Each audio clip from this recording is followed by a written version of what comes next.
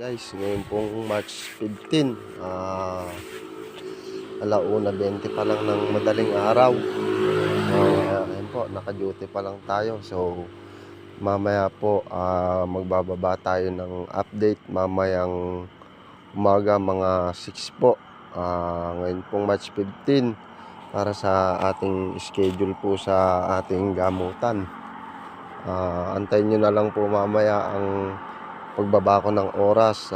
Umpisa natin sa ating gamutan para po sa mga malalayo at sa mga nagnanais na magpagamot po ay panood po ng ating video lagi at ang ating mga upload na lagi nating na-upload araw-araw para sa mga schedule natin sa ating gamutan, kung nakabukas po ba o hindi po, at sa mga oras.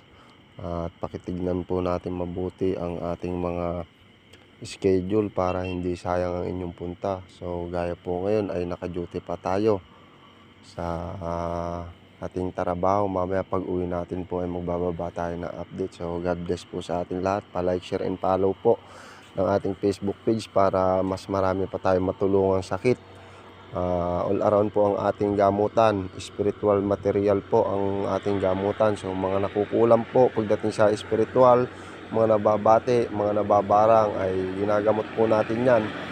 At sa mga pandoktor po ay all around po tayo sa pandoktor. Kahit ano pong sakit ay po pwede natin malaman at nasa sa inyo po ang desisyon. Kung malaman nyo ang totoo nyong sakit ay po pwede nyo desisyonan ang sarili nyo kung saan nyo ipupunta.